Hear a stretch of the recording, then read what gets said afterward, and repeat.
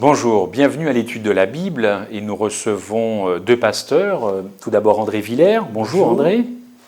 Et puis le pasteur Mathieu Fury. Bonjour Mathieu. Bonjour Christophe. Avant de rentrer de plein pied dans la leçon de cette semaine, nous allons prier et je vais demander à Mathieu donc de nous conduire dans la prière. Père du ciel, nous avons la joie de pouvoir nous pencher ensemble sur des textes que tu as inspirés, des textes qui nous édifient. Ce sont des textes de la Bible. Seigneur, nous croyons que ce livre est un livre d'actualité, un livre puissant pour provoquer des changements dans le monde et en particulier dans notre propre vie. Merci de rester avec nous, merci de bénir toute personne qui se joindra à cette étude et que tu puisses nous conduire et nous instruire. C'est dans le nom de Jésus-Christ et par son sang que nous t'adressons cette prière. Amen. Amen.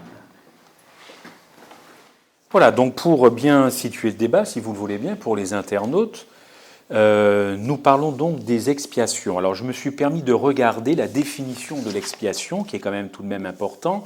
Alors expier, c'est réparer une faute pour ou par la peine qu'on subit. Je répète, réparer une faute par la peine qu'on subit, ça c'est le verbe expier, et expiation, c'est la souffrance par laquelle on expie une faute.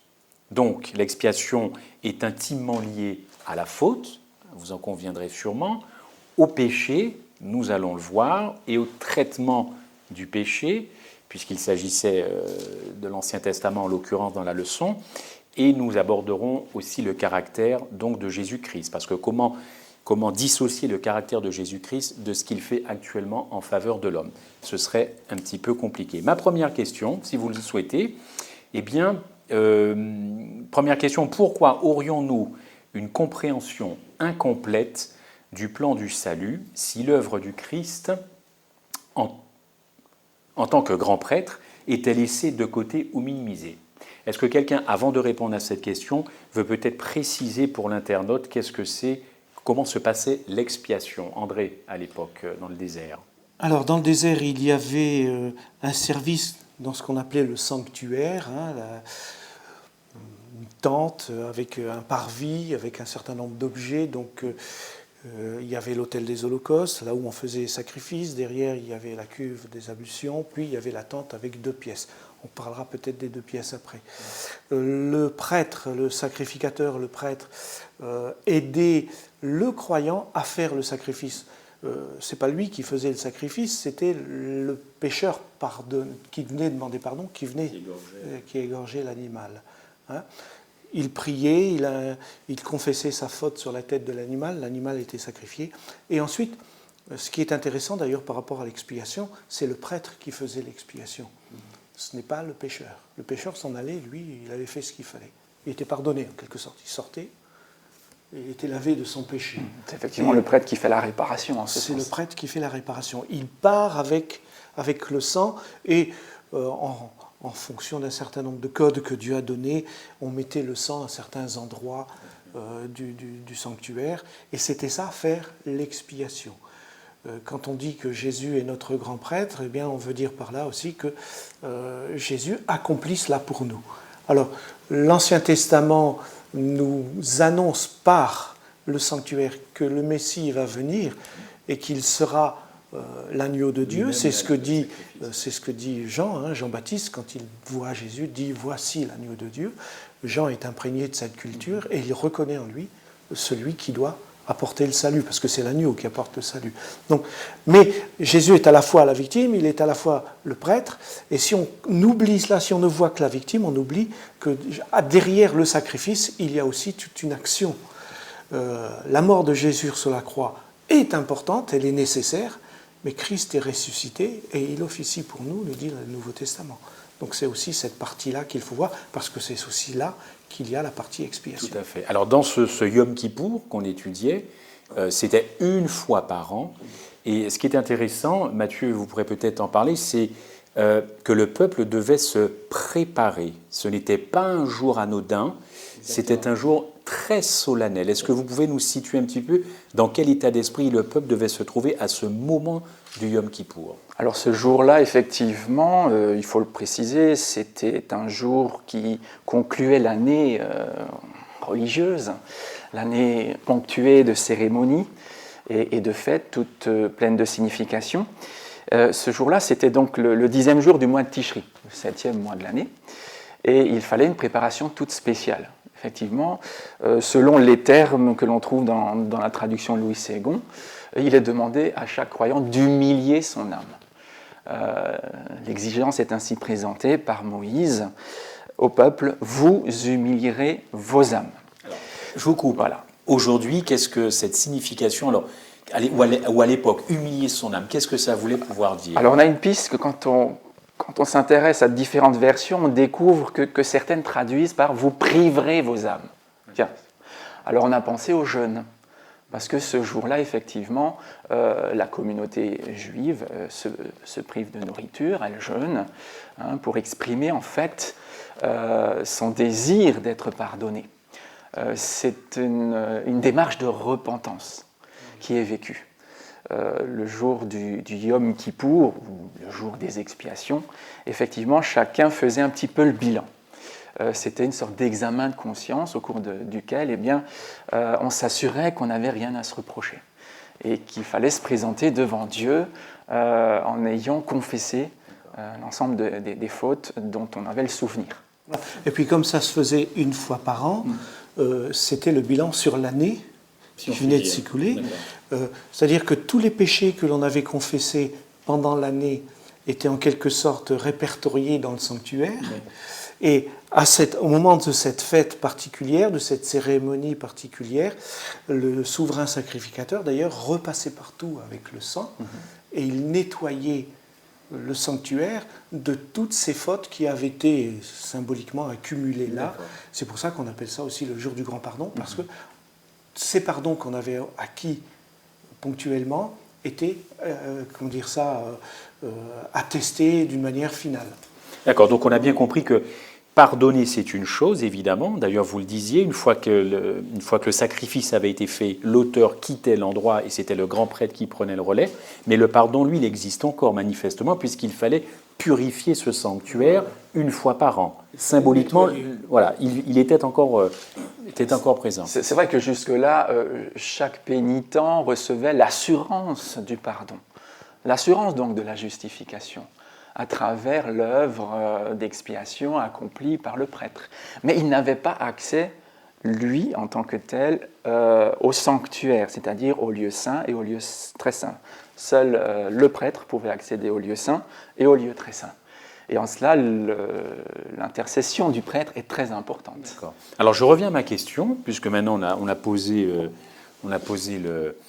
le plan. Alors cette question, pourquoi aurions-nous une compréhension incomplète du plan du salut si l'œuvre de Christ en tant que grand prêtre, et nous verrons ça dans une autre leçon, était laissée de côté ou minimisée? En quelque sorte, aujourd'hui, cette expiation, qu'est-ce qu'elle me dit en tant que chrétien, en tant qu'adventiste aujourd'hui? Eh bien, si on prend ce que disent les apôtres déjà dans le Nouveau Testament, quand ils nous parlent de Christ intercesseur, quand ils nous parlent de Christ avocat ou même juge, c'est la fonction de Jésus en tant que prêtre, en tant que grand prêtre, qui est expliquée. On ne nous dit pas parce qu'il est le grand prêtre ceci, cela, mais on nous explique ce que Jésus continue de faire pour nous. Sa mort sur la croix nous a accordé le salut. Si je crois en cela, c'est vrai, j'obtiens le salut, mais il faut que le Christ fasse l'expiation derrière. C'est-à-dire en fait qu'il présente ses mérites au Père. Voilà. Qui fait le lien entre nous et le Père? On peut aller plus loin. Qui fait le lien entre la terre et le ciel, entre l'Église et le sanctuaire céleste? C'est le Christ. On pourrait dire entre l'Église terrestre et l'Église céleste. C'est le Christ. Voilà, donc il atteste auprès de son Père de la réalisation du plan du salut dans sa phase terrestre. En quelque sorte, le sanctuaire nous montre les différentes phases du ministère du Christ. Jésus devait venir être sur terre, c'est le parvis qui a donné sa vie. Ensuite, il devait aller dans les demeures célestes pour accomplir quelque chose. Et c'est ce que l'on trouve justement dans le lieu saint et le lieu très saint. C'est pour cela que le Kidam ne pouvait pas entrer dans ces pièces-là, parce que lui, il était terrestre, il était sur terre. Seul le prêtre, parce que c'est lui qui a le lien avec le divin, dans la conception de l'époque, bien sûr, eh bien, pouvait pénétrer dans ces salles. Tout à fait. Alors, je reviens à cette préparation aussi. Puisqu'à l'époque, il fallait que le peuple se prépare, vous l'avez bien dit. J'ai parlé de jeûne. C'était un jeûne alimentaire et c'était aussi l'abstinence de relations sexuelles. Et probablement d'autres choses aussi. Et simplicité l'habillement aussi. Je crois aussi. D'ailleurs, je crois qu'il fallait qu'à l'époque, les hommes et les femmes délaissent complètement leurs bijoux. Et voilà, se mettent à nu en quelque sorte. Pas totalement. Non, mais façon de parler, évidemment. En tout cas, aujourd'hui, cette préparation qui existait à l'époque, puisque nous savons que depuis 1844, Christ est entré dans le lieu très saint, c'est une doctrine adventiste et nous y sommes pour un trimestre, eh bien cette préparation, selon vous, est-elle aussi nécessaire qu'à l'époque, puisque nous sommes au jour de ces expiations, selon la parole de Dieu. Mathieu ou André, est-ce que vous voulez... Pour moi, oui, c'est évident. 1844, c'est la dernière prophétie chiffrée de l'Ancien Testament, même de la Bible. Grâce aux prophéties de Daniel, on arrive à 1844, et on sait qu'après cela viendra le retour du Christ. Donc 1844, ça fait plus de 150 ans maintenant. Donc Christ revient bientôt. Et moi, il me semble qu'il y a là une urgence. Oui, il y a une urgence, c'est très important. Et on se prépare à l'accueil du Christ. Mais en même temps, le Christ est en train de faire quelque chose pour nous. Comme les Israélites étaient dans l'attente que le grand prêtre sorte de l'attente, vivant, oui, tant qu'à faire, c'était mieux, sorte vivant de ce lieu très saint qui était terrifiant, puisque c'est là où il y avait la présence de Dieu, eh bien nous attendons que notre grand prêtre revienne pour nous chercher. Et l'un comme l'autre décrivent un temps solennel. Et nous sommes dans ce temps solennel. Si nous avons conscience de ce qui se fait et du fait que le Christ revient, nous ne pouvons pas vivre notre vie de chrétien n'importe comment. Voilà, je crois que nous sommes entrés dans les temps de la fin et effectivement nous avons conscience d'être au bénéfice, bien sûr, de l'œuvre sacerdotale du Christ, mais sachant qu'il est entré dans la seconde pièce du sanctuaire céleste, il faut comprendre par là qu'il a revêtu en quelque sorte ses vêtements de juge, parce que le jour des expiations était vécu comme un jour de jugement. Et cette période dans laquelle nous vivons est une période de jugement. Dans le meilleur sens du terme, d'ailleurs. Oui, alors, jugement, c'est une bonne nouvelle. Oui, ça peut être une bonne nouvelle comme une mauvaise nouvelle. Pour la victime, c'est une excellente nouvelle. On est bien d'accord. Oui, mais il faut comprendre que là, qui est jugé? Est jugé celui qui est venu avec le bénéfice du sacrifice. D'accord. Quand le grand prêtre faisait l'expiation, il faisait l'expiation des péchés qui avaient été amenés par ceux qui avaient accompli le sacrifice.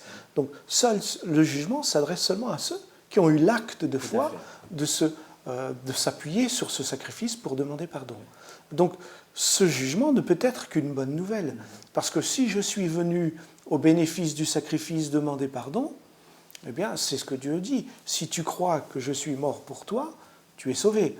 Donc Christ vient me dire là, par ce jugement, ta foi te sauve. D'accord.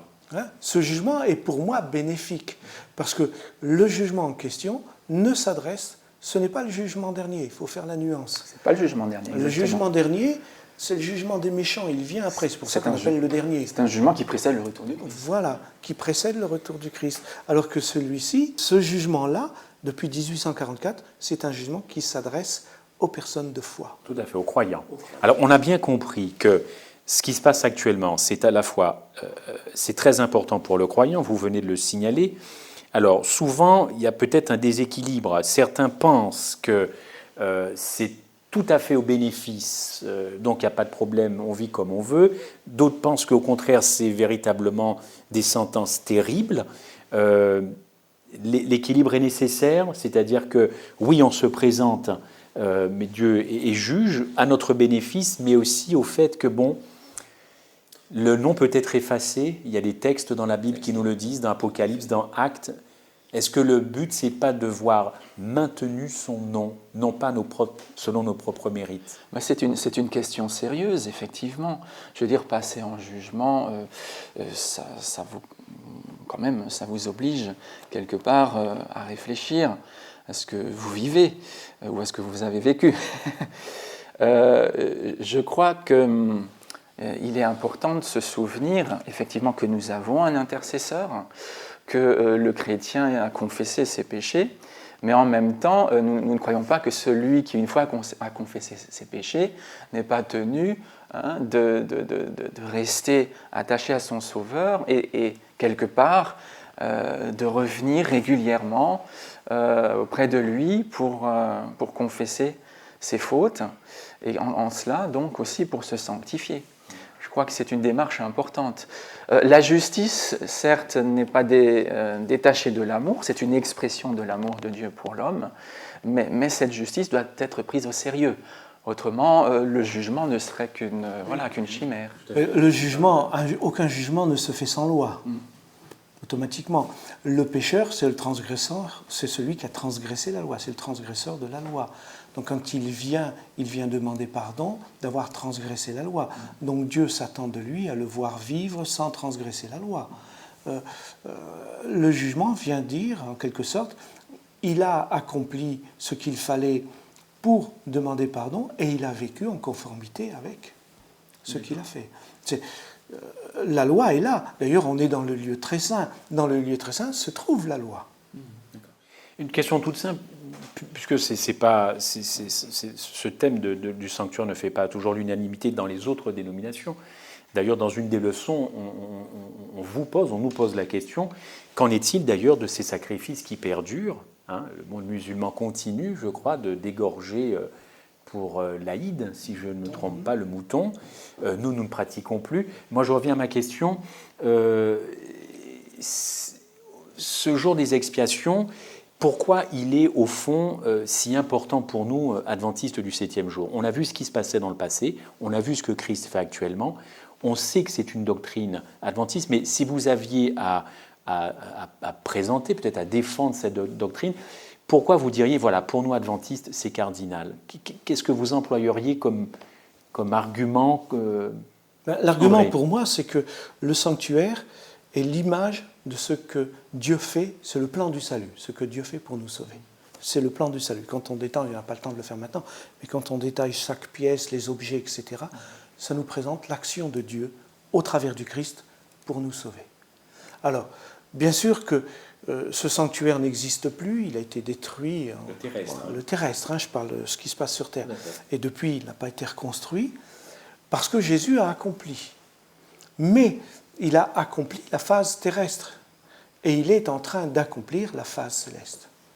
Parce que quand on étudie, on se rend compte, comme on l'a dit tout à l'heure, ce qui se passe dans les deux pièces, c'est du domaine céleste. C'est pour ça que pour nous, adventistes, ce qui se passe au moment de l'expiation est très important, même si dans les siècles passés, il y a 2000 ans, quand le sanctuaire existait encore, on accomplissait encore ce rituel, même si maintenant on ne peut plus l'accomplir, parce qu'il ne peut s'accomplir que dans le sanctuaire, que dans le temple. Or le temple, il devrait être à Jérusalem, mais il est inconstructible actuellement, puisqu'il y a un bâtiment qui prend sa place. Donc ce n'est pas possible, donc il n'y a plus d'expiation. Et sans vouloir critiquer quoi que ce soit, peut-être que Dieu a permis que ce temple ne soit jamais reconstruit parce que ce n'est plus nécessaire. L'apôtre Paul nous dit, l'épître aux Hébreux et même l'apôtre Paul nous disent que Jésus a donné sa vie une fois pour toutes. Tout à fait. C'est pour ça que nous ne pratiquons plus de sacrifice. Ce n'est pas nécessaire, c'est accompli. Mais nous ne nous arrêtons pas au sacrifice, nous voyons ce qui se passe derrière. Ceux qui restent au sacrifice pensent que c'est le sacrifice qui accomplit tout. Ça n'accomplit pas tout. Le Lévitique 16 nous le montre clairement, que derrière il y avait tout un travail, tout un rituel, et ça représente ce que Jésus fait actuellement pour nous. Il ne faut pas oublier que le plan du salut n'intéresse pas que l'homme. n'intéresse pas que ces chrétiens que nous sommes qui vivent sur terre. Le plan du salut intéresse l'univers. Le plan du salut intéresse les anges. Le plan du salut intéresse peut-être les mondes où vivent des habitants qui ne connaissent pas le péché par expérience, mais qui découvrent ce qui se passe sur cette terre. Je crois qu'il est important aussi de comprendre que Dieu souhaite régler le péché définitivement. Il a un problème avec ça, c'est-à-dire qu'il s'agit de prouver aux yeux de tous, que ce soit les êtres terrestres ou les êtres supraterrestres, on va les appeler comme ça, les êtres célestes donc, aux yeux de tous que le temps est venu maintenant de juger les morts, pour prendre l'expression de l'Apocalypse. Et j'ai envie de dire que Jésus est en train de préparer son retour de manière très active. Parce que quand Jésus revient, il faut qu'il sache exactement qui il prend, qui il laisse. Jésus a dit, au retour, à mon retour, l'un sera pris, l'autre sera laissé. Selon quels critères? Est-ce que c'est arbitraire? Est-ce que c'est au faciès que l'un sera pris et l'autre laissé? Non. Il faut qu'auparavant, cette œuvre ait lieu pour que justement soit délimitée la frontière entre ceux qui ont véritablement confessé leur péché au Christ, dans la repentance, dans la contrition, dans un esprit d'humilité, et ceux qui se sont maintenus du côté du grand ennemi, par leur orgueil, par leur amour-propre, par peut-être leur manque d'humilité et de sincérité. Tout à fait. Donc cette expiation était tout aussi importante pour, on l'a bien compris, ceux qui nous ont précédés, en tout cas, que pour nous aujourd'hui. Je reviens sur cette définition, je rebondis un peu sur ce que vous disiez. Alors, je ne sais plus ce que je disais. Oui, donc on a bien compris que sous l'Ancien Testament, ceux qui nous ont précédés, ce jour des expiations était très important. Aujourd'hui, ça l'est pour nous. Je rebondis sur ce que disait le pasteur Mathieu Fury concernant le traitement du péché. Effectivement, la Bible, du début jusqu'à la fin, nous montre que Dieu a un problème avec le péché, raison pour laquelle son Fils est venu. Aujourd'hui, ce travail se fait actuellement dans ce jour des expiations. Nous sommes bien d'accord.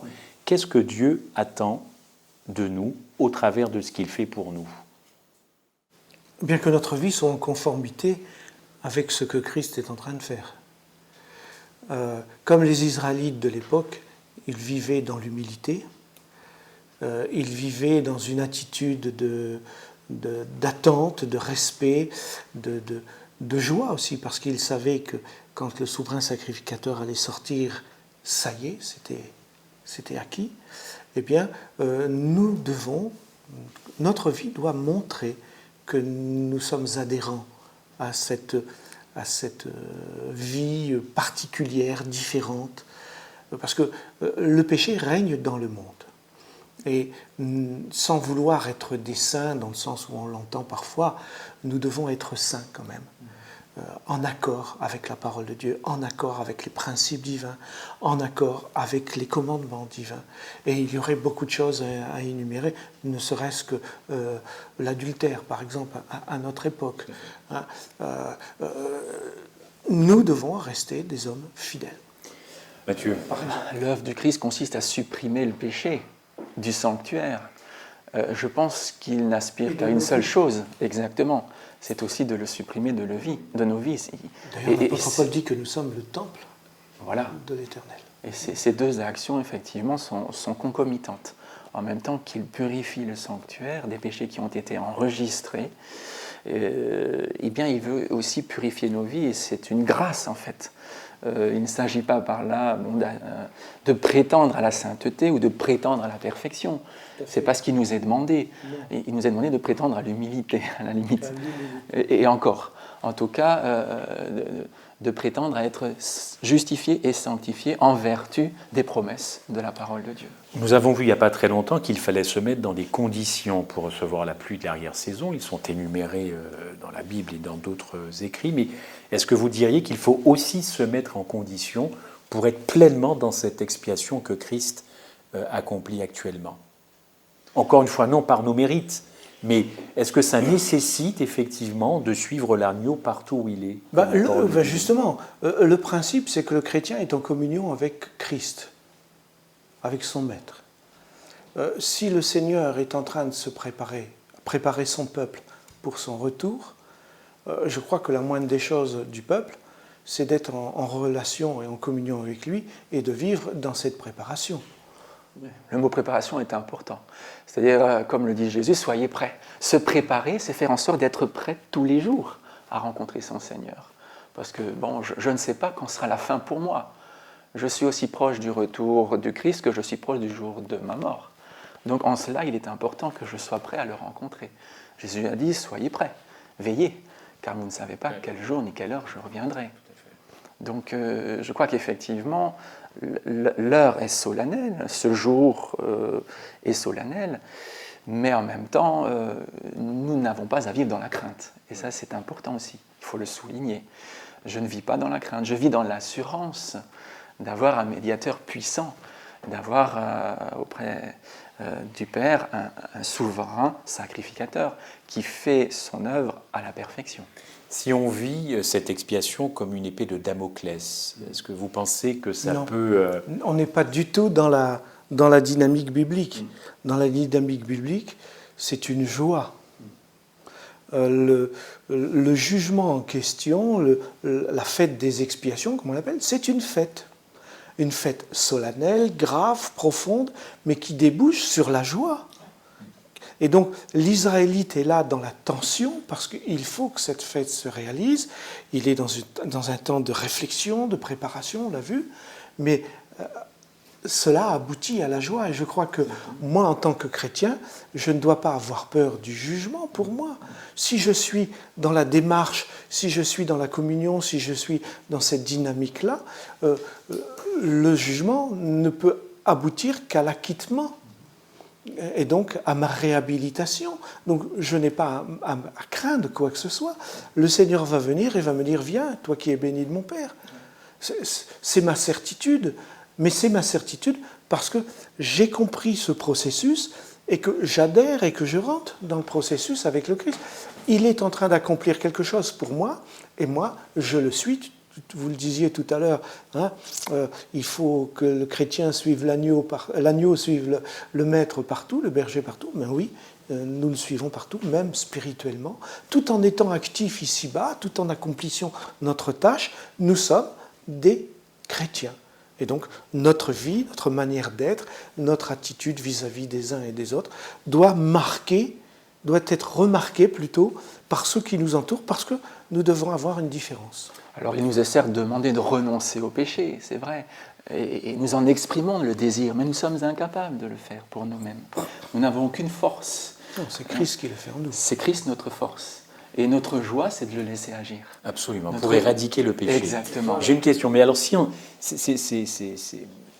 on a bien compris que tout cela c'est très important, c'est même fondamental, c'est cardinal. Mais se priver de cette vérité, de cette expiation, comment vous jugeriez ça ? C'est terrible, c'est ne pas avoir ce Christ qui agit actuellement en notre faveur, et peut-être aussi en défaveur de ceux qui se seront mis dans les conditions d'être en défaveur. Se priver de ça pour sa foi, n'est-ce pas terrible ? Qu'est-ce que vous en pensez ? Je dirais c'est se priver de la défense d'un avocat. C'est se priver de la présence du Christ. Si le Christ lui-même est en train de faire quelque chose pour moi et que je dis ben non, ça ne m'intéresse pas, moi je préfère faire autre chose, c'est un peu dire au Seigneur, mais ce que tu fais, ça ne m'est pas utile, c'est un camouflet. Donc pour moi, c'est se priver de sa présence. D'accord. Mathieu, pareil, j'imagine ? Oui, c'est quelque part, c'est mépriser cette œuvre d'expiation qui a lieu en ce moment en ma faveur. Et c'est quelque part passer à côté de la victoire que le Christ a acquise au prix de sa vie pour moi. Et de la joie de la relation, de la joie de savoir son Sauveur actif pour soi, de sentir qu'il est là, qu'il agit. Je suis un homme comme un autre, j'ai mes faiblesses, je commets des erreurs, etc. Mais je sais que mon Seigneur est avec moi et quoi qu'il arrive, je m'accroche à lui, un peu comme Jacob qui tenait le Seigneur. Hein, et le résultat, c'est la joie du salut derrière. Et je marche dans ce salut avec mon Seigneur. pour moi, se priver de cela, c'est comme si j'allais marcher sans mon guide. Mon guide décide d'aller à droite et moi je continue tout droit ou à gauche. Voilà. Donc les adventistes du 7e jour, en toute modestie, avec beaucoup d'humilité, ont apporté effectivement cette vérité biblique, hein, en tout cas dans la compréhension de ce qui s'est passé dans une certaine date que nous connaissons et que nous défendons, 1844. Donc, une compréhension essentielle, une connaissance et une compréhension essentielle des prophéties relatives à notre temps, la notion d'imminence du retour du Christ, et puis aussi savoir qu'est-ce que le Christ fait depuis qu'il est monté au ciel. on pourrait se poser la question. Voilà, Certains pour doivent d'ailleurs beaucoup se de poser la chrétiens, question. c'est une grande nébuleuse. Qu'est-ce qu'il fait voilà. Pourquoi il attend si longtemps pour revenir? Pourquoi il a dit je viens bientôt et ça fait maintenant 2000 ans? Grâce à ce ministère du Christ céleste, on comprend un certain nombre de choses. Et on comprend le pourquoi. Ce que tu dis là me fait bondir. Il n'attend pas, en fait, Dieu. Non, Dieu n'attend pas. Il est actif. Il est très actif. Tout à fait. Il est extrêmement préoccupé. Et on peut ça dire, il est busy. n'annule nullement ce qui a été fait avant. La justification est toujours aussi vraie. C'est la justification au jour après jour, à chaque heure. Parce que conversion de tous les jours. C'est toujours la foi qui me fait marcher. C'est parce que je crois à ce que Dieu fait pour moi. Je crois à mon salut. Je crois à la mort du Christ sur la croix. Mais comme dit Paul, il est mort, mais bien plus, il est ressuscité. Et je crois à cette vie, à cette résurrection, à tout ce qu'il fait. C'est ma vie avec lui. Si je l'enlève, il me manque beaucoup. Quand on dit que Christ est vivant, quand on regarde dans le sanctuaire, il est véritablement vivant. C'est une réalité.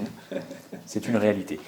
Merci à vous, pasteur André Villers, Mathieu Fury, pour ce débat sur le jour des expiations.